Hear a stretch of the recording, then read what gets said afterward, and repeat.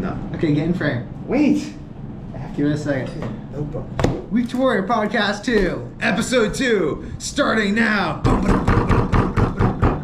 Woo! Okay. So, we were just talking about my taste in pens, and he was saying I have shit taste in pens, but I do not have shit taste in pens. Like, I just take a lot of pride in my pens. I'm not going to go on about this too much because it's not the greatest, but pens. Very important to, like, Enjoy like the I like to tools. write it. Oh, Enjoy the tools that you work with every day. The Pilot V5. even if they're your is the brother. best. But it's like a Staples notebook, and I like the Pilot G210s. Those I've been loving. No, okay.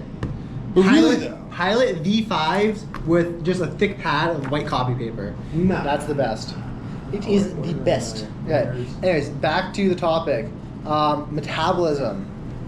So, still pens a little bit. No, though, 'cause it's metabolism. We're trying to talk metabolism right now. important. Trying to talk metabolism. Talking metabolism. His job is ultimately to keep me on task, so I'm gonna listen to him here. Let's get into metabolism. So, yeah. The joke Okay. that he's my pimp. Joke. Ha ha ha. Anyway, so metabolism.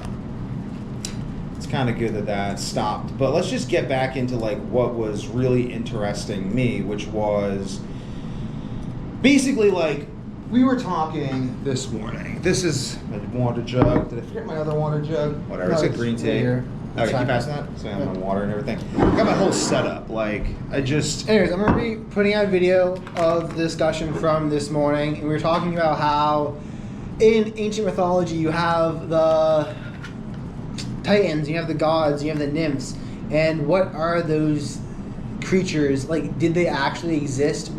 And talk. So how about you can interview me basically. We'll start the conversation by you interviewing me on the mythology I shared with you this morning. So. Well, no, the mythology I shared with you this morning is going to be covered in a video, which I will link down below because I'm going to post this. Too. I mean, because like this. No, you covered it really well this morning. I'm just going to post that video. Okay, And sure. We'll just link that down because I covered. Anyways, okay. I'll try to redo it. Another thing that you talked about is So you interview me on in the Bible. metabolism. You talked about how people lived for ages and ages and ages, and you attribute that to health and metabolism. Can you explain more about that and how society has changed over time? Okay, so For those that don't know, talk about how long people used to live in the Bible and what those accounts okay, so are. I'll just start with this train of thought.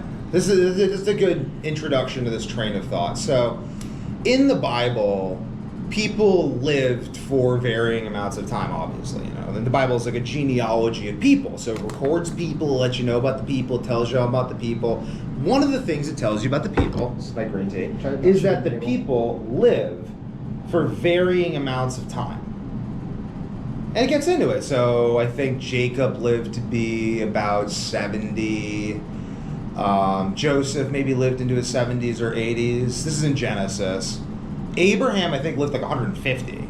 That's crazy. Abraham, grandfather of Jacob, and great-grandfather of Joseph, lived 150. Like, that's pretty crazy. And these are rough numbers. I mean, he started his venture at 100. So Abraham was well over 100. I think about 150, but some nerd in the comments going to be like, it was 130 or 155.3 and whatever. We thank you for So- that comment and that engagement. No, thank you. No, it does help because then I actually, I'm not going to believe you, so you're not giving me information because if you're something we just tell me shit. But I will go look it up after this, so I will know this stuff more specifically. But basically, Abraham lived like 150 years. I think Isaac was maybe like 100. Isaac was pretty old, but not as old as Abraham. And then his sons didn't live as long. So I'm getting into this. This is just something I noticed. And I have to start here because otherwise it doesn't really... Take the table in half. You get the frame. You get the benefit of Don't seeing edit me brothers out. bickering, which is kind of fun. So it's a long tradition. But... So... So we start here. We start at Abraham living for like 150 years and Jacob living for like 70 years. Well, Jacob lived in a time of famine. And as we know, in times of famine, people ate grains. They didn't typically eat grains in times of prosperity because grains is for the animals. You use the grains to feed the animals. Maybe you make some bread here or there, but most of what you eat is going to be meat, milk, less so meat, but more so like lots of milk, dairy. This is why you have herd animals, fruit, seasonally stored fruit. Bread is something you would eat like in times of famine, really. This is more to give them an overview. But this, I am though, yeah, because overview of the age and how people lived and how your hypothesis with metabolism, and then get into the details. Because for a lot of people, they're not going to know why the heck you're talking about the fruits and the grains and all. Okay, that's what I'm getting to right now. So overview and then go in. Okay, so I have to finish this because this is the beginning of this train of thought. If I do not explain why this occurred to me, you won't understand anything. So, this back when I first started doing carnivore at the age of like 19, I'd had insomnia my whole life, barely being able to sleep, and it was just like driving me nuts. So eventually, he and I go on carnivore. This is kind of like my last ditch efforts to fix the insomnia because I didn't know what to do at this point. I'd spent tens of thousands of hours researching this, and I was like, how am I going to start sleeping? Go on strict carnivore, start sleeping again. Stayed on it for 2.5 years because I didn't know how to not just eat meat, because if I didn't, I would stop sleeping. I've since figured out why that was and how to mitigate that effect, so I can eat meat and sleep, I can not eat meat and sleep, I can do carnivore and sleep. I know how to use these things as tools, but at the beginning, I was just like, meat, cow, like I understood why the ancient Israelites worshiped the cow. Like, let's just put that out there. I understood like why they worship the cow. Well, the cow gives you milk. Milk builds your digestive system. You can give it to your kids, and it's amazing for you. Cow gives you meat. Meat absolutely does wonders for your body, makes you super strong. The cow can pull a plow, so you can plant grain. The cow manure fertilizes the grain. You feed the grain to the cow. Like, you can use cows to toast stones, to build houses. Psychedelic mushrooms grow in cow poop. Why wouldn't you worship the cow? I was just like I was pretty, like, I was literally like, at that time, I was like, I really want to worship cows because they just only eat meat, and now I'm sleeping. And I was thinking about the Bible and how God got mad at the Israelites for worshiping the cow, but I was like, I get it though, like I get it. But you don't want to just worship the cow because then you miss out on other things. And I think that in some weird way, God may have been warning the ancient Israelites against only doing a carnivorous diet based on the cow for reasons that we're now going to see in current people who are doing the carnivore diet, because they're all running into issues related to iron overload, and that's basically, I think, due to enzyme depletion because they're not eating any fermented. I think there's, without getting too into it, like I'm drinking green tea right now for the polyphenols, but I'm on carnivore right now. I'll get into that dichotomy later, but funny enough, actually, I think in Chinese medicine they believe that green tea is the most yin food you can consume, and red meat is one of the most yang foods you can consume, so it's balanced, and that's going to be the topic of later. But basically, though, I'm just eating tons of meat. I feel like I'm on steroids, like I'm just ripped. I'm deadlifting like 550 pounds. I'm putting up crazy records. I'm kicking everyone's butt in jiu-jitsu. I have like cardio for days. Everything's amazing. My body, I feel like a god. And I'm like, okay, well, this is interesting. So I noticed certain things in books I was listening to. I'll point out another thing. This is what led to my observation in the Old Testament. So we have, I was listening to Neil Gaiman's rendition of, no, it was Neil Gaiman's rendition of Norse mythology. And one of the tidbits in that was that the Vikings had two words for food. There was meat, which was food, and then there was stuff that you fed to animals, which was not meat. The Vikings were notorious for being the most fearsome, strongest, biggest, most muscular, craziest warriors. They basically just demolished all of Europe and everywhere they went until they realized that it was more profitable to trade. That's the only thing that stopped the Vikings, and being in this state of deep ketosis, beef, salt, water, Michaela Peterson, Jordan Peterson style lion diet with my green tea. Though the time I wasn't drinking green tea, but right now I am on that lion diet. That's why I have so much like energy and focus. It's just, I also have protein type. I'll get into that more later. There's like lots to do with cellular metabolism, and the main focus of longevity is going to be the mitochondria. So anyway, Vikings have two words for food: meat, and then what you feed to animals. I agreed with that at the time because I was only consuming meat. I mean, now I have a more nuanced view of it because I'm consuming this, and I think that the Vikings maybe missed out on some stuff that we can get into. Because this is ultimately getting into like how to live forever, and the Vikings didn't live forever. And people who go on carnivore diets don't live forever. So clearly, a carnivore diet is not how you live forever. When you say live forever, is it actually live forever, or are you talking more about like the I'm talking about in theory living forever. Like there's the Taoist sages. Like the Taoist sages were exceptionally long lived, but there's so this is something that's. Can you talk about the Taoist sages for a minute and just explain what they Okay, are? so basically just the Taoist sages were just these sages. There's Taoist sages. They're Taoists. They believe in Taoism. They practice Taoism. They follow the Tao. And which is an ancient Chinese philosophy. Yeah, ancient Chinese philosophy. I mean, you go look at the like Tao Te Ching and stuff, and Tao is beyond Tao. For anything spoken of Tao is not Tao, but less than Tao, and whatever that Taoism, you know. So they're Taoist sages, and they like to walk. That's the main thing about Taoist sages is they really like to walk, and they also have reports of Taoist sages just living like 200 years old. I mean, I say reports, I just mean like that. Like there's newspaper articles from like 1800 about these things. They've met with world leaders in the past 400 years. I don't know of any currently, and this isn't like something. I'm not looking into the Taoist sages right now because I don't think there are any I can find easily. Maybe there are. If there are, again, let me know in the comments below.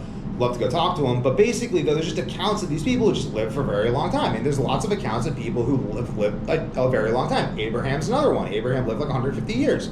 Wow, that's crazy. Abraham was 150. So, I mean, this is just sort of Taoist sage stuff. Like, there's accounts of Taoist sages living to 150. There's accounts of Taoist sages living to 180. There's accounts of Taoist sages living to 299. I don't know of many who have claimed to have lived 500 years. But there's accounts of Nicholas Flamel, a supposedly immortal alchemist. There's just accounts of very long-lived people. Like, I think, like Merlin, I think, is supposed to age backwards from the dawn of time, which is really weird. But I don't know. You just look into history. They're surprisingly sober accounts, often enough of very remarkable things. And if you just look, okay, like I think it may have been Rene Descartes, the guy I think therefore I am, cogito ergo sum. I think it was Rene Descartes said that the inspiration for his mathematical genius came by an angel who appeared to him and told him that the conquest of the material world would take place via measurement and number. That's just what Rene Descartes said. We're all using his math. That's where he said it came from, was an angel who told him that to conquer the material world, we'd have to use measurement and number. The world is just weirder than your school teacher told you. The things your school, the people who created the ideas your school teacher taught you about, your school teacher would have thought were insane.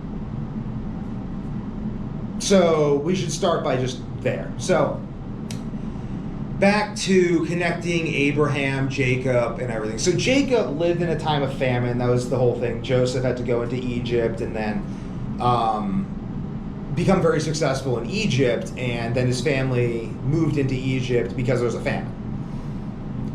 So now we're seeing a distinction between longevity of Abraham and the longevity of Jacob and the presence of a famine. Well, why? What's the difference between living in a famine and living not in a famine? Well, if we go to the Vikings' definition of food, which is also a very common definition of food in the ancient world, there's reasons that you had, like, the Passover lamb is a lamb.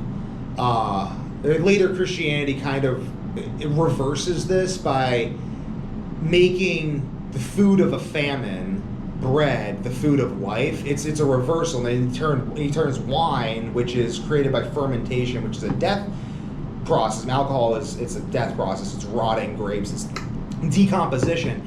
And then turning that into life as well. But I mean, also ancient wine was fermented, so there would be lacto-fermentation there, which could be beneficial for your gut bacteria, but also alcohol, so... Also just making the water safe. Also making the water safe. So there's levels to this and the symbolism, but meat in the ancient world was food. It was the food that was valued, like... It was the food that was sacrificed to the gods. It's the food that was sacrificed to the gods. You look at, like, ancient Greek mythology, the ancient Greeks had it, I think, right. Like, it's just... There's the food you feed to the gods, and the food of all religions. Look at the Muslims, what they sacrifice, and what do they do? Cain and Abel. Cain sacrificed grain and stuff, and Abel sacrificed a lamb, and God was happy with Abel's sacrifice and not with Cain's. So we just see this again and again and again and again and again and again. So I just kind of inferred at this time in my life, when I was like 20, 21, that people in the ancient world were much stronger and healthier than we are today. Like, look at ancient Greek athletes, the records of ancient Greek athletes, that they put us to shame. Like, there's boulders in ancient Greece that are over 1,000 pounds that have inscriptions on them that are thousands of years old that says, like, this boulder was lifted of, like, Milo of Croton, maybe. I don't know, I'm throwing him out there because he's a famous Greek. Milo of Croton, who lifted a cow. Meat and strength. Like, it's just there. Like, if you have eyes, you open them and you look and you're like, Shakespeare. Feed them beef and give them iron and they will eat like wolves and fight like demons.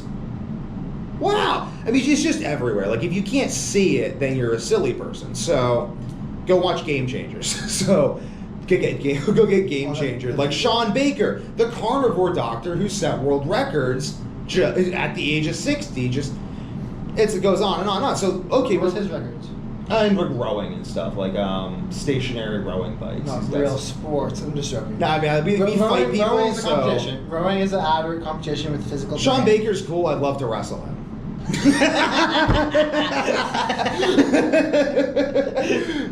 But anyway, we have a mat, Sean. If you watch this, we have a mat to hit. And then you can teach me how to deadlift properly because I probably don't know shit about deadlifting compared to you. But anywho,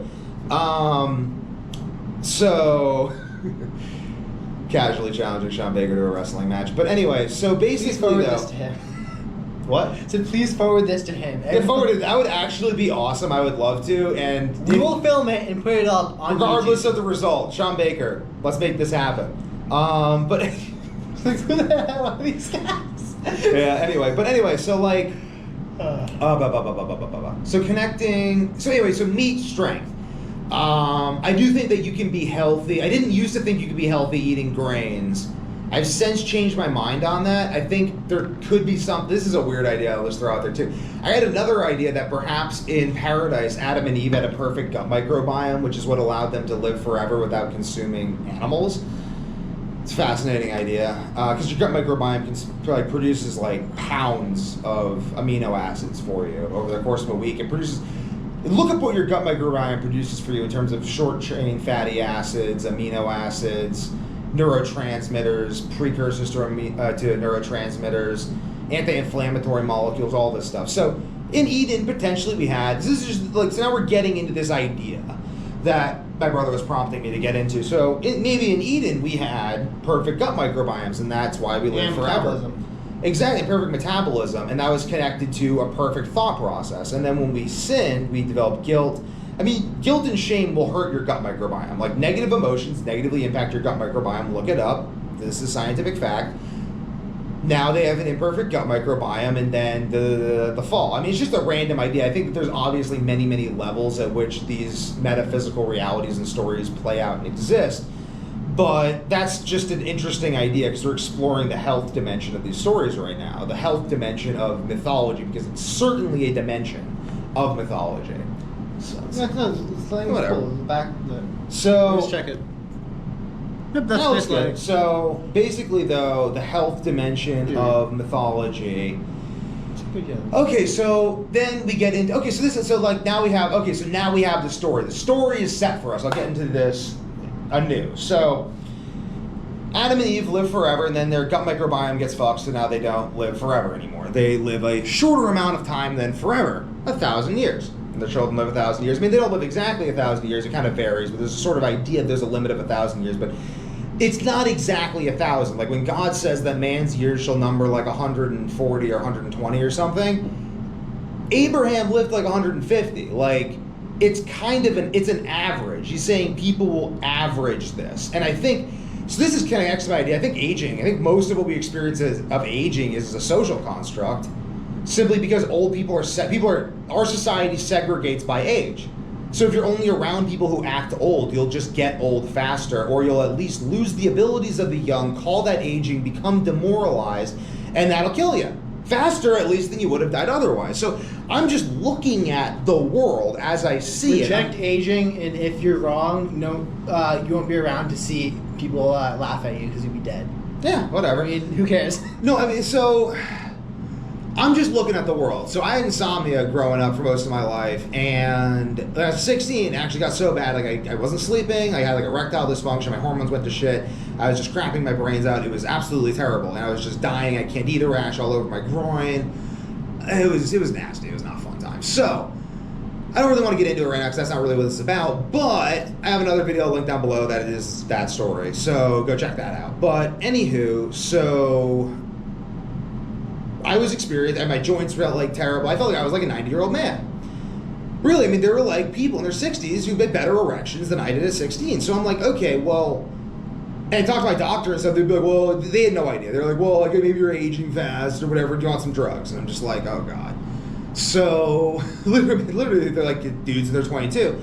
So since I had that erectile dysfunction, I've since talked to a lot of young men about erectile dysfunction just because I kind of decided that I was going to help people not have to deal with that. So it would mean that like my suffering, because like the only way that I can feel cool about having had erectile dysfunction and the subsequent embarrassment, shame, and annoyance that came with that at the age of 16 is if I help other people not experience that, so I can feel good about having learned something.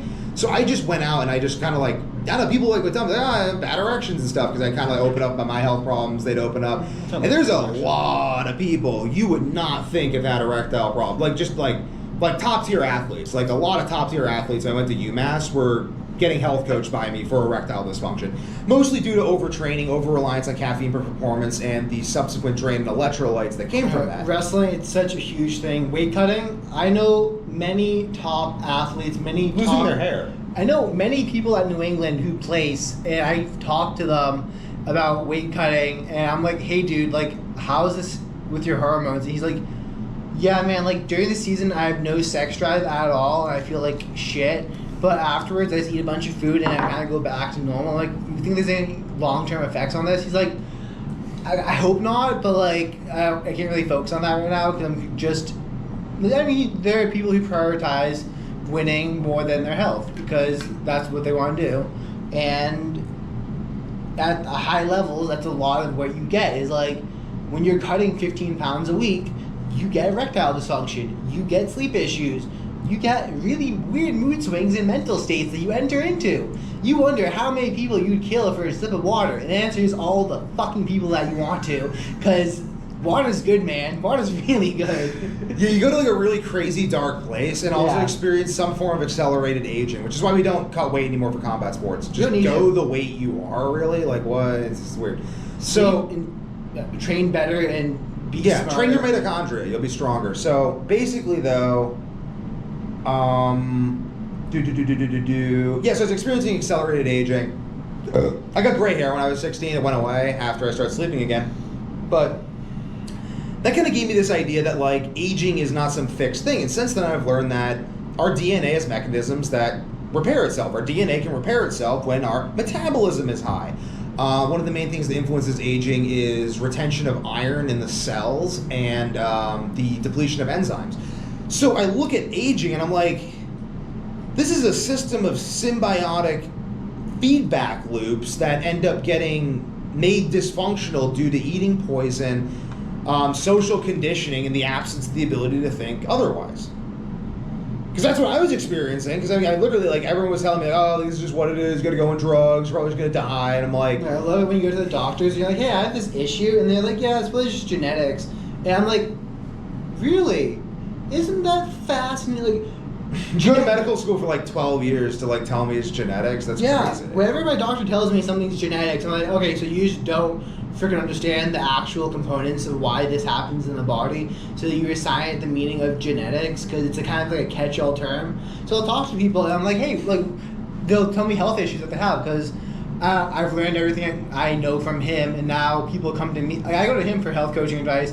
Now people, my friends, everyone comes to me for health coaching advice, and then people actually go to them. It's like it all trickles down. But this is where the stump of the tree is. So people come to me and they're like, yeah, I have this, and like they say it's genetics. I'm like, really? What do you think genetics means? He's like, well, it's like in my DNA. I'm like, so why does that happen? He's like, I don't know, man. It's like genetics. I'm like, no. Like, why does your body do this? Like, only 10% of your genes are active at any point in time, and which genes are active is determined by your environmental stimuli, which includes your thought process, gut microbiome, everything you eat, and your entire environment.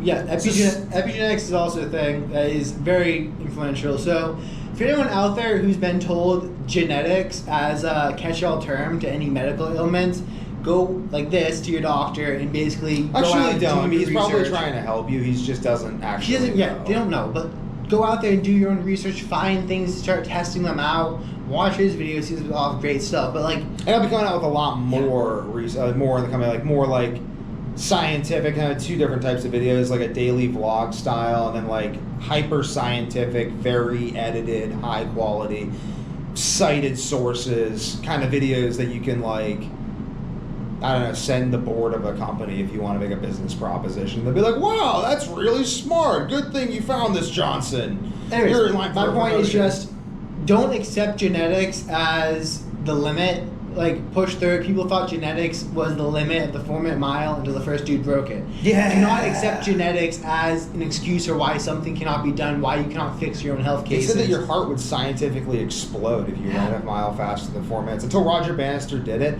And then right after he did it, I think like 30 people did it the same year. People used to say that you would die if you sat in cold water for like 4 minutes. I've done 20. Yeah. Okay. So this is a great segue into, I think aging is a social construct. I think that, I mean, literally, so I've had all these health issues that people told me were just genetics and aging, and then I said no, and then I did research, and then I fixed them, and now I'm 25 and I feel better, more energetic, and I have more aggressive erections and higher sex drive, sleeping less, and working more than I did at the age of 15. Actually, yeah, even when I sleep less than I did when I was 15, I still have better erections. And more frequently. And I seem to be aging in reverse. I will eventually get all this stuff tested so I can prove to people that I am aging in reverse, because that would be fascinating. I mean, what is even aging in reverse? We'll get into that. And I'll have to figure that out. It's like a 4-year-old dude on YouTube that looks like a vampire who claims to do it. And drinks his son's blood. He's cool, Brian Johnson. I love to talk to him. I mean, I think vampirism is actually probably... Okay, so this is another thing we can get into. So the Bible says that the life of an animal is contained in its blood and in its fat. That should be the title of this podcast. The life of an animal is contained in its blood and its fat. The secret to immortality. Dude, that's too long. Is Brian Johnson a vampire? Maybe. But anyway, His so... title is Brian Johnson a So vampire. they say that the life of an animal is contained in blood and fat. And I've experienced seeming reverse aging by consuming large amounts of animal fat on a lion diet. Should we consume that? And then... What? Would it be beneficial to get blood? Yeah, so again, the Maasai, yeah, I mean, it might be, but like, I think there's other ways of doing it that I'm going to explore. But I mean, we will probably eventually Black just drink blood sausage, just for the you hell of cook it. it. But no, the Maasai in Africa, though, they drink blood. They drink animal blood. I mean, this is a very common thing. And I'm just like, okay, well, like, I already eat raw liver and eat raw egg like yolks. Yeah, or just consuming the life of animals, and that seems to create a reverse aging No, effect. it's a cycling of life through you. You have to accept that you're part of a life cycle, and things die for you to exist, which is why veganisms fail epically, because they deny the whole cycle and in turn get weaker. And I can speak from this first-hand experience, because I tried veganism, and this dude was like, look at me, a month into it, he's looking at me, he's like, hey man, you okay? I'm like, yeah man, I feel good. I didn't feel good. I felt bloated. You know how many calories you have to freaking consume? I was missing on so much protein because I was force feeding myself, but never able to actually get enough food in. So my stomach looked like I was constantly pregnant, and I felt like shit because my body was always digesting food. I never just felt sick, like full and happy, and like I just had to eat so much to actually get energy in, and it was horrible. I hated veganism. Yeah, But you don't realize that at the time because your mind kind of shuts off and goes off to La La Land because you're not getting any nutrients. So it's like, okay, well, you know what? We'll just kind of go to our own little world, and you feel really ungrounded. And then you also have the effect with a lot of people is, I made a video on this on my own sugar channel. high? The sugar high? No, it's the fact that your body is a freaking battery. It stores nutrients within it. When you go on veganism, that is a lot, for the first time in many people's lives, that is the first time that they actually cut out heavily processed foods and eat more of a raw diet or more of an unprocessed diet. And their body has omega-3s, it has protein stored up in it, so your body taps into your own nutrient stores while not eating processed foods, so you get a connection in your head of, oh my god, this feels amazing, because you cut out the processed crap. And when that happens, you're like, okay, veganism equals good. 6 months down the line, you've depleted your whole body's storage. you still think veganism equals good, even though your body's going to crap, because you made that connection so strong that you can't understand that veganism over time actually makes you feel like crap. And you lose your brain, you lose brain capacity too. Like I really can't state how mentally not with it, not even like there I was. I mean, hell man, look at all those vegans that got called out for eventually breaking down and eating fish. The issue is when you identify with your diet. You are not your diet. It's like Fight Club. You are not your job. You are not your khakis. You are not. Exactly. You are not Space your Monkey. The Space Monkey Mafia. I love that. Space Monkey Mafia. Doo-doo-doo. That's what I don't do this other part. But Space Monkey. Anyway, so green tea. Like I'm doing a lion diet right now with green tea because I'm not a dogmatist, and this allows me to feel good. So, but yeah, so human battery concept. In some sense, yin and yang with traditional Chinese medicine. Without getting too into it, there were minerals and metals like zinc that are associated with animal products, and there are minerals and metals like copper that are associated with plant products. You need both, like a battery. Okay, so like, there we go. Anyway, literally you use these metals in batteries. So it literally is like a battery because you need to keep the solution acidic with the electrolyte. Humans are batteries. And when you realize this, it's really like an engine electrons, too. man.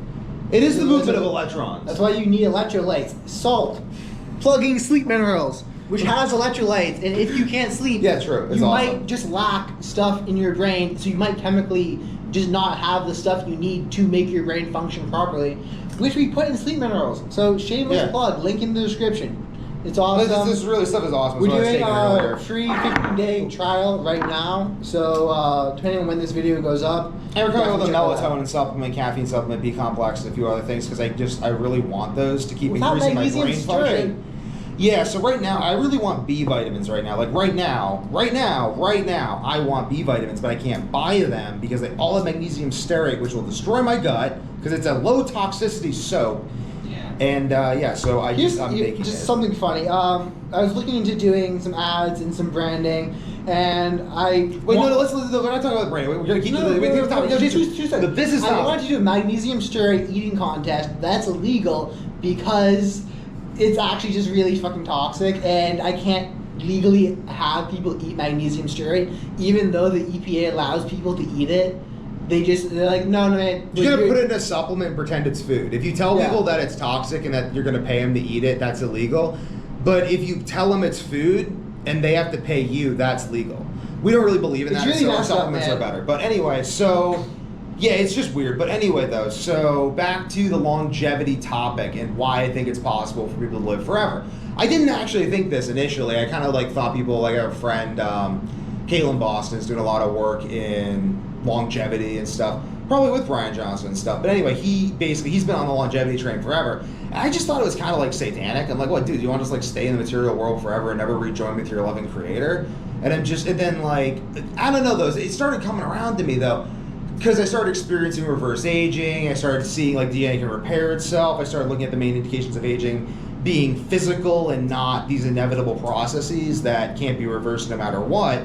And then these accounts of long-lived people, the Taoist sages, who walk a lot, which conforms to my understanding of mitochondrial training, at least somewhat. Greek mythology. And then we get into Greek mythology. So check out the video in the description. yeah, I have this whole mythology of really well done. Yeah, it's really well explained. I won't try to explain the whole thing again because it's just I wouldn't do it justice. But basically, let's look at Achilles. Achilles, who's the greatest Greek warrior, is the most active mitochondria.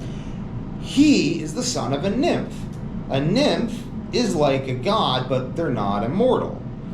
I don't know. I have very ideas about this. I think that there are people who have probably stumbled onto... And Achilles is a historical figure. Alexander the Great visited his grave. That's a historical fact. Achilles is a historical figure. Why all this insistence he's the son of a nymph? And that was what led to him being so great. Why all this insistence on the sons of nymphs and gods and all these things? Having superpowers, having super strength, having the qualities of, I don't know, at the very least, more active mitochondria. And even just looking at, again, the Odyssey. So in the Odyssey, Odysseus is described as looking like a beggar at points in time, literally like a homeless beggar, losing his hair, shrunken, weak looking, and then at other times he's described as looking like a god. And it says the goddess Athena transformed him like this, and that this is an easy thing that gods can do, and this is a thing that his whole family accepts, and it's known at the time. Even Laertes, his father, when Odysseus comes back, he looks much younger and stronger. Holy cow. And wow, well, even my father, when I've seen my father, very motivated, working on a project. He bought a house past few years, and on George M. Cohen, Providence, on the east side, fixed it up, sold it. It was a big project.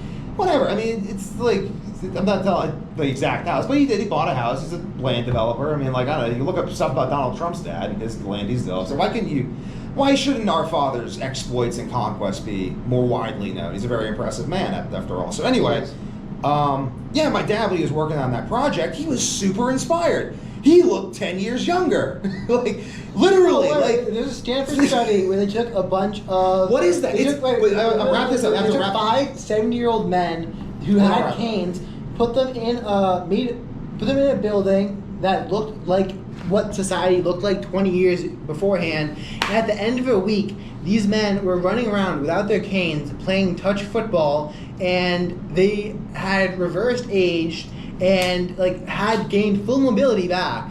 It was like they're 50 years old. According to your faith, it will be done to you. The brain affects the gut microbiome via the enteric nervous system. Your gut microbiome produces enzymes, amino acids, dictates gene expression, and makes your neurotransmitters, forming a feedback loop. There's other ways to circumvent it. I mean, carnivore, like green tea, all these things, a lot of these things affect our gut microbiome and then reverse aging. Our brain also affects our gut microbiome. It's this whole thing.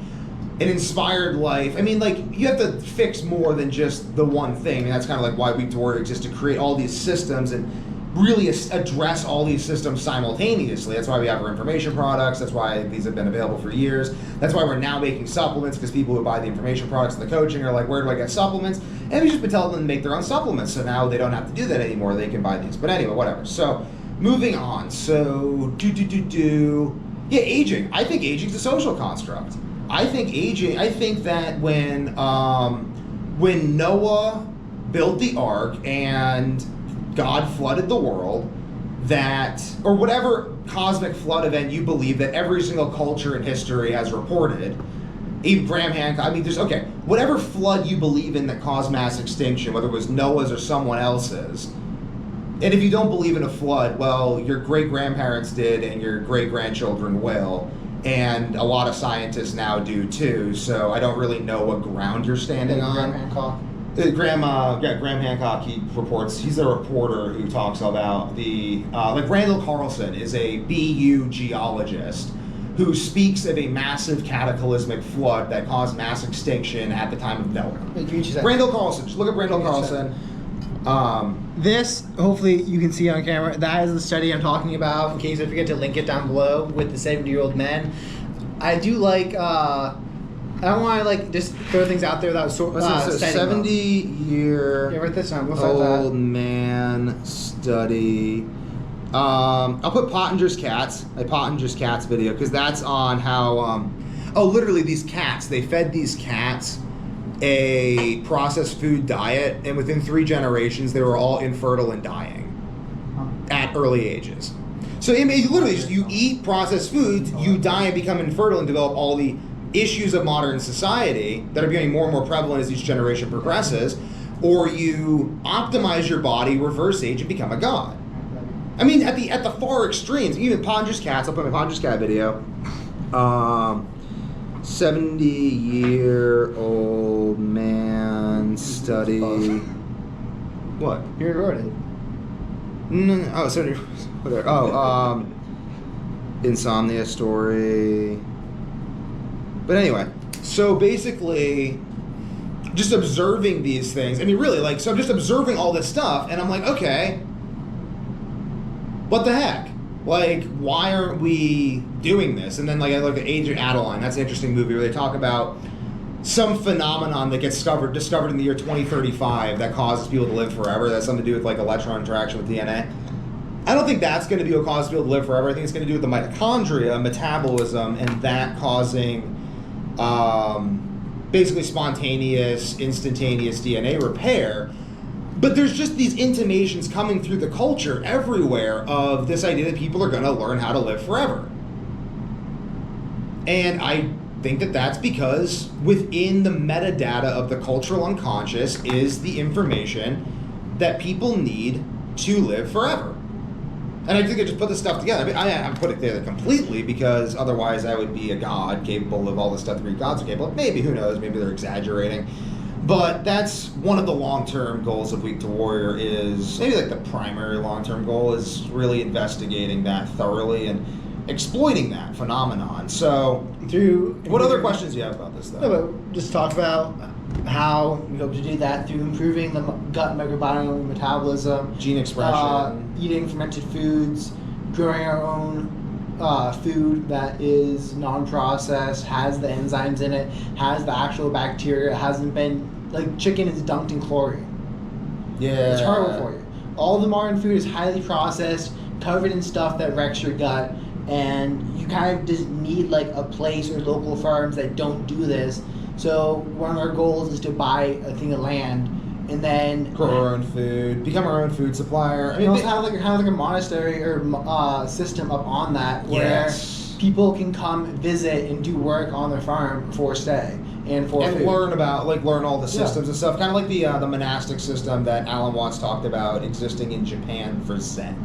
Yeah, I like that. I like that system. Where people that Jiu-jitsu, want to you know, become more mindful, think, can just kind of go off into the woods and come to our place, and they can become one with the land again, become one with themselves again, and understand and get away from the stresses of the phone, the stresses of modernity, the constant distractions that we're attuned to on an everyday basis.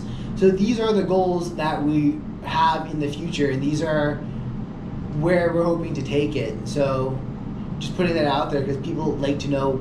I mean, how often do people just die because all their friends are dead and they don't have a reason to keep going? Wow.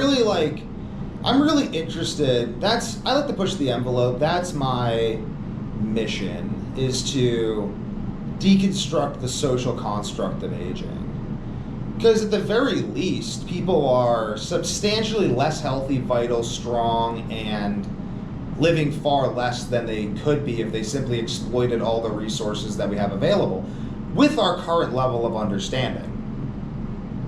So then if we had a society of everyone doing that, and then assessed that to derive new principles to base new systems on, what could be done there? Even though the documentary's not that good, and there's more information on his channel than on the actual documentary, Netflix even put out a documentary talking about how the modern processed foods cause the decay of the gut microbiome, which leads to the increase in pharmaceutical being taken, like antidepressants, ADHD medication. So Netflix has the documentary talking about it, and even though it's a highly entertaining one, I mean, they don't really go into the science deep into it, even them are like beginning to understand part of the connection between the gut microbiome, health, metabolism, and the issues that we're facing nowadays. And of course you can't take Netflix's word at it, because I mean, they also came out with Game Changers, which is a horrible documentary, but you get good information. I mean, like a broken clock is right twice a day. So I think, my main basic idea with Week to Warrior is simply my observation. So I've just basically, fixing insomnia has been so complicated for me that I've just made it into a business so I can actually profit from it and stop just like losing all of my money buying health foods and trying to find the esoteric supplements that don't have poison in them that don't exist. So the cornerstone of health is sleep. So if you know how to sleep, you kind of, in order to learn how to sleep properly, you kind of have to master, or at least everything else. Yeah. Yeah, I'd say sleep is the chemistry of health. In the same way that chemistry is the central science of science. Like, in order to do any science, you must use chemistry. In order to do health, you must use sleep.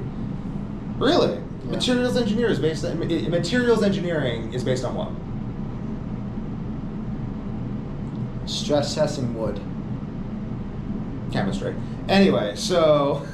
But yeah, everything's atoms. I mean, yeah, it's material. It's the the particle physicist is gonna, or the theoretical physicist is gonna argue everything is based off the Higgs boson and other crap like that. They still needed a chemist to create the apparatus they used to detect the Higgs boson, or like so that's my point. Is like to ground something in reality, you must interact with the materiality of it, which is chemistry. Which is why I had to put more energy into studying chemistry because I branched off from it. When I was like in high school, like that was all I did was like chemistry, for that reason, because it's the most useful science. So then. Oh yeah, so sleep. Oh, so basically, I was just trying to sleep, and like no one on Earth actually understands how to fix insomnia. I checked, and double checked, and triple checked. So it was very sad for me, and I had to spend the last 15 years basically researching how to fix this. And it's still an ongoing thing because I still get occasional sleep issues that crop up at like 6 months or like and I just don't, you know what I mean? It's like, okay, like, let's say that Devin, when he's less healthy, develops sleep issues. And let's say that people's general conception of aging is becoming less healthy. Well, seeing as I don't want to spend the last years of my life in agony and torture, I better be really good at understanding exactly, like, this is my ongoing thing, is like, how do I just keep getting better and better at sleep?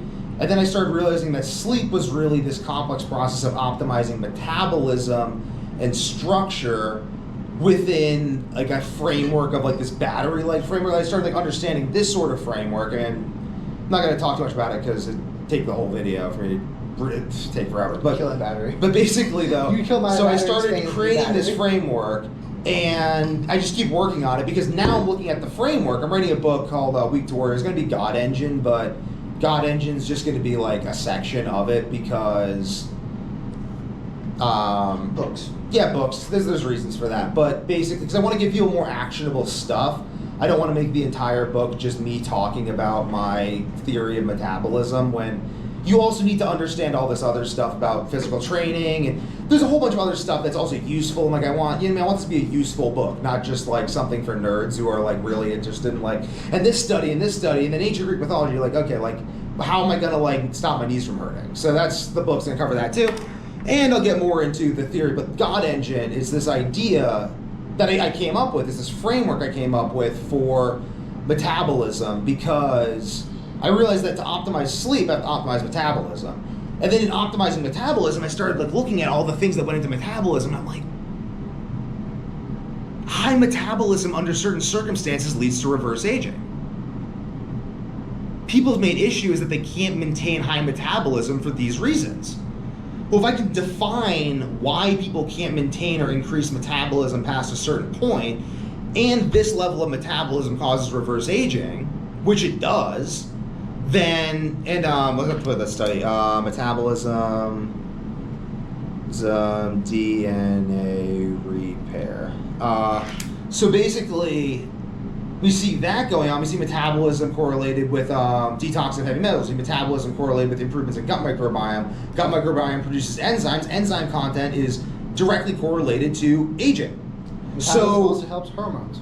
And enzymes do like everything. They do literally like everything in your body. Hormones, like everything, like literally everything. So it's just like, I'm like looking at this, and then like hormones create higher metabolism, which creates better gut microbiome, creating more enzymes. I'm like, so why don't we become immortal?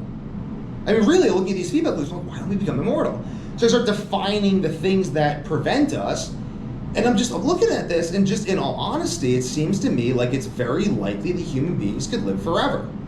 I mean, there's already established that diet, I think, is the main predictor of longevity. I mean, even people talking about these blue zones with all the missed data about the blue zones. Blue zones are vegetarian. No, they're not. That data is wrong. The data, the average lifespan's over 100, basically. A lot of blue zones meat heavy, but if you look at blue zones under the 4 criteria: enzyme content in food, meat content and nutrient density in food, the absence of processed foods, walking. I'll say 5, social relationships, because my other idea is that aging is a social construct. Look at those 5 things. That's all metabolism. Each of those 5 things is metabolism in some form. So metabolism is what makes us not age. Metabolism is influenced by diet. You just look at the data that is clearly there, and then what comes from that data is human beings live to 150 sometimes when there's food quality is really good. The Vikings were the greatest warriors in the ancient world, and they ate only meat. Shakespeare said, feed them beef and give them iron, and they'll fight like, they'll eat like wolves and fight like demons. Eat like wolves. Why would they eat like a wolf? Because their metabolism is higher. Like, it's just there. You look at it and you're like, okay.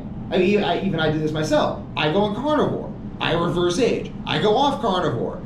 I mean, if I do it the right way, like my personal DNA at this point in time, I believe, is maximized via 80% of my energy comes from fat, 20% from carbohydrates in a cyclic ketogenic diet. Probably got 2 weeks on, I'm doing 1 week on, 1 day off, 2 days off. That's basically what I'm doing. And that, if you want to look into that, that's William Wolcott, Wolcott Metabolic Typing Diet, which is Paul Chek. Most of Paul Chek's most innovative stuff, I believe, comes from that and enzymes. Typing diet.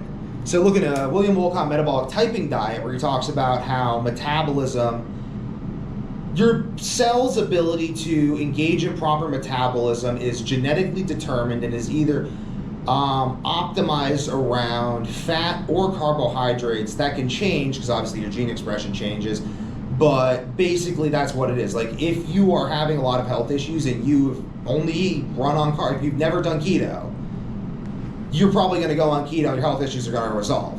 Why? Because you just changed the way your cells are processing energy, and now the cellular byproducts are different. And maybe you run into issues in 2 months, 2 years, 20 years, because you run out of enzymes, your body needs a different energy source because you weren't actually meant to do that straight for 20 years. The Eskimos who do carnivore seasonally will eat like carbohydrates. The Maasai who also do carnivore will eat honey. So there's and even bile from like animal stomachs. Yeah, even the enzymes. So exactly. So then also the people on a carbohydrate-based diet also fast. So everyone engages in some form of the two forms of energy metabolism. And whether or not they're conscious of it, basically everyone's unconscious of it, and then they form dogmas about which form of energy metabolism I mean, there's even intermittent fast. There's a dogma about switching between sources of energy. I mean, it's just, I don't subscribe to anything because I notice that it always changes. I notice that I will do very, very well on only beef, salt, and water for a very long time, and then I'll need to add in some carbs cyclically, and then I'll do only carbs, and then, but what am I optimizing for is the question. This is what I've focused on over all these dietary transformations. I have focused on optimizing for metabolism within structure, getting stronger and burning more calories.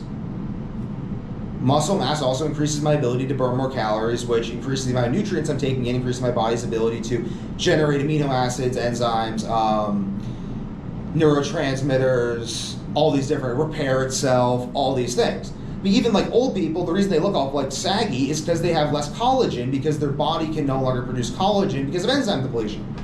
Like, these things are all physically grounded, and when you understand what underlying mechanisms are there and you reverse them, then they reverse. The reason that we haven't been able to live forever yet, I think, is people are trying to do weird CRISPR-Cas9 gene editing stuff because they want to prioritize, they want to own the technology. I mean, I don't think you can own this technology. I mean, nymphs in ancient Greece, again, look at the video down below, nymphs in ancient Greece sprung up everywhere. I think that this is just something that people have figured out, probably because they had really healthy parents and stuff. Pottinger's cat video, look at that. Your parents' enzymes, gut microbiome, metabolism, belief systems, habits influence you as well, so you learn from them. So I think that basically, I mean, just look at the world, and there's families of healthy people, there's families of very unhealthy people. Families of healthy people produce more healthy people who have more ideas and do more things because they're healthier and have more energy, which leads to greater resources and greater ability to generate knowledge. I mean, it makes sense that you would have these disparities. Some people, I mean, like, people like to joke about, like, I don't know, like people in the olden days living to 40 and dying because of whatever. And most of that's just because people live in slave conditions, which is another video that we need to make. But basically, and because you're slaves, you don't want your slaves living that long, and like, because you don't take care of them. I mean, like, really, like, and then the definition of slavery, we have another video on slavery down below that we should link. If you don't have 2/3 of your waking hours to your own devices, you're a slave. The gentry, if you want to look at the definition of gentrification, which is what bothers all these people, because the rich people who own everything come in and buy up all the stuff, because to those who have everything more will be given, and from those who have nothing, even the little they have will be taken from them. The gentry who spend most of their time doing fun things, thinking about how to make more money, not working, create more ideas, and then get all the money, and then go buy everything, and then come in and then force everyone else out with higher prices. Because you're not a free person, you're a slave. I mean, there's a brief period in the United States where basically, due to the GI Bill after World War II, the United States sold the manufacturing capacity of the entire world to the generation of people who fought in World War II, creating favorable economic conditions in the United States, leading to a generation of people who basically were now gentry, or able to live like gentry if they so chose, for the first time in human history, creating a middle class. The middle class has only really ever existed in the United States, and I mean the only thing that resembled a middle class outside of that was the merchant class, which was the class of business owners outside of landowners. So there's landowners, there's business owners, then there's slaves. Am I wrong? Has the world changed that dramatically, except for the brief period of time in the United States after World War II? Yes, but I mean, unless they have 2/3 of their waking hours to themselves, then they can't actually raise their children effectively. Their children will be raised by other people, and the land will shortly return to the hands of the people who really own it, the people who have 2/3 of their waking hours to themselves. So there's this delusion, too. People associate money with not being a slave, which is how they've enslaved us, ultimately. Again, like, well, if the United States was so free and full of all these people who weren't really slaves from the 50s and stuff, then how did we get enslaved? Well, they enslaved you, my friend, by telling you that having money was what made you not a slave, instead of raising your children and having your waking hours and your energy to yourself. I mean, all your energy and all your thoughts go to your boss, and then you get home, you don't have anything, you don't have the energy to build anything. If all your most productive, energetic, determined, and focused hours go to building the dreams of another man, you are a slave, my friend. And they have got you into that position by giving you money, because they know that if you sell yourself into slavery for money, you will not build your own dreams, you will build theirs, your children will be raised by someone else, they will not have your values, they'll have someone else's, and then you will die, leave what you have to your children, and your children will continue the same existence as you if they're able to even maintain it. Probably not. Probably going to be poor. Probably the only reason you can work that hard to make that much money is because you have an education that in 2 or 3 generations your children won't be able to afford, because they weren't able to look at the opportunities that the gentry who had the time to analyze the chessboard did. They stole your business. They took your house. You're living in a tenement building. You're a slave. Oh, plus your health's going to be worse. Their health is going to be worse than yours because of the poisoned food. Yeah. Your grandparents in the 50s, they were eating real food because, again, most of these people were coming off of farms. Oh, what's that? The people in the United States who went to war, benefited from the GI Bill, were either living on farms or working for people who own farms, because, again, the only thing that made the United States free was the presence of landowners and business owners. If you are neither, you are a slave. And if you're well, I have a house, I got a mortgage. If you have a mortgage, you're not a landowner. A landowner is like my father, who has renters, get people paying him rent every single month. He's got one mortgage, but that's just like to pay off the other houses and stuff. All those other things are profit. Mortgages are strategic. He's banking checks. He did that because he decided he wasn't going to be poor, and he succeeded. I think that ultimately what makes you a real person is your ability to actualize your own dreams. My father succeeded in being a real person because when he was born, he lived in the ghetto and had to steal food out of dumpsters. And he decided that he wasn't going to be poor, and it basically killed him twice. He had a heart attack and cancer, but he is not poor. That's what the Nietzschean will, the cultivation of the will. And I think that if you are unable to cultivate your own will because you live a distracted life, if you do not have a single goal that you have really accomplished, and people say, well, I'm a parent, I raised my kids. Did you raise your kids? I'm not saying you didn't. I'm not going to say you did. I'm just going to leave that up to you, and I'm going to leave that question hanging in the air. And I'll say this. I'll say you raised your kids to the degree to which you like them. So they'll just, someone's going to bother us when we should wrap up. But anyway, so you raised your kids to the degree that you like them as adults. So if you don't like your 30-year-old kid, you don't spend that much time around them, you spend less than 2 weeks a year with your kids, then did you even raise them? Is it a symbolic relationship? I'm just asking questions because I don't want to live a meaningless life, because as far as I know, I only get one of them, and it just matters to me because I just care about my life. Selfish, I know, but I'm willing to defend it to the death. So if you disagree, tough on you, whatever. I care about my life, and I'm going to actualize it. And that's will. And I want my children to have will as well.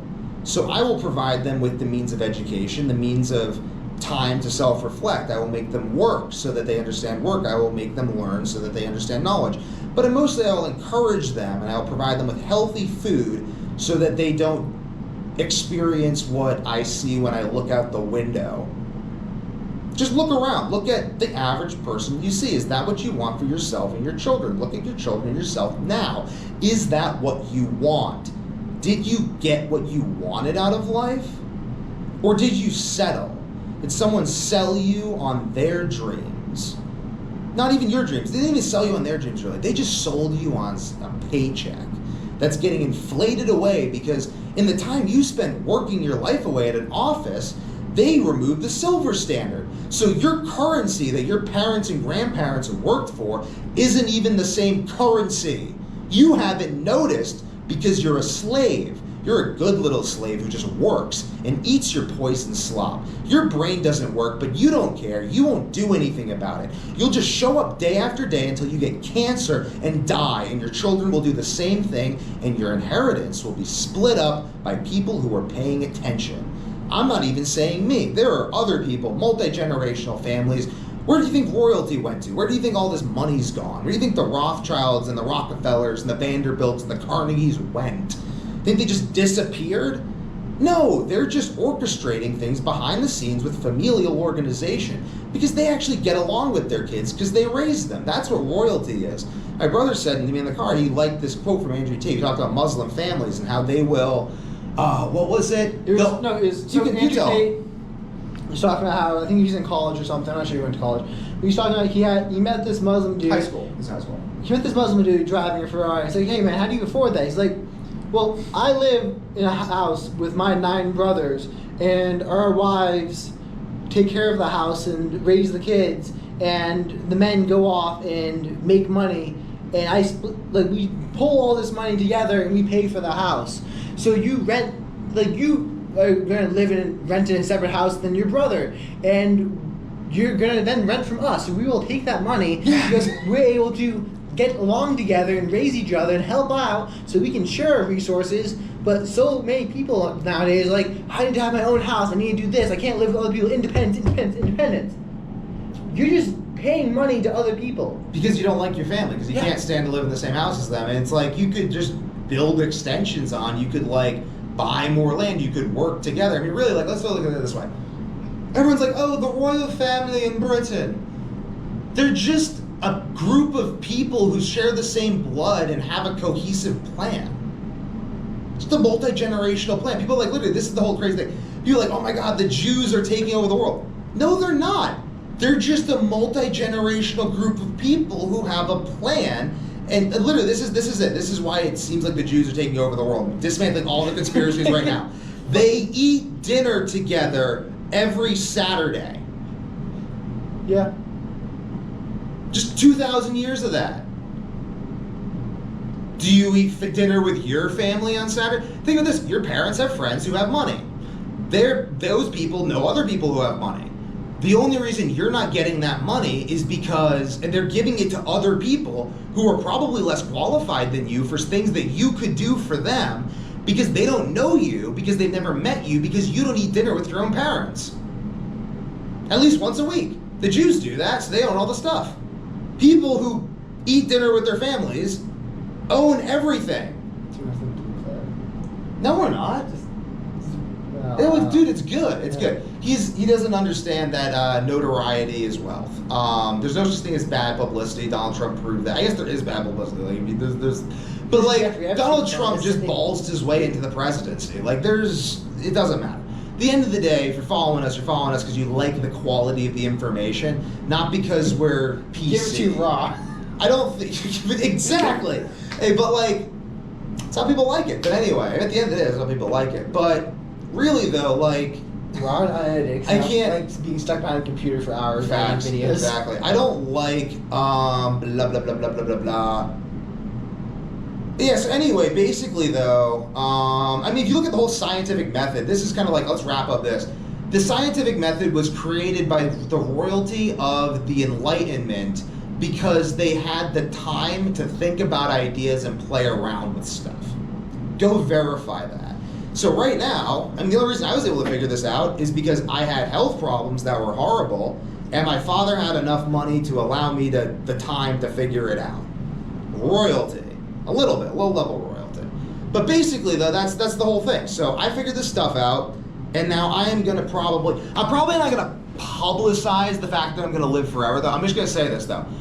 I'm going to be very loud about this now, and then I'm probably, as I actually discover how to live forever, I will stop talking about it. And at the point where I stop aging, I will retire, my children will take things over, I will fade away, fake my own death, and live in the woods on my private island as a nymph with my wife, having like amazing sex, and just continuing my work on these ideas. Because I do think that I would be assassinated if people knew that I was living forever, because there'd be a lot of jealousy. So a large plan of Week to Warriors to not get me assassinated, because I just noticed that people who try to change the world often end up dead. Hillary Clinton's a wonderful woman. Okay, let's end this.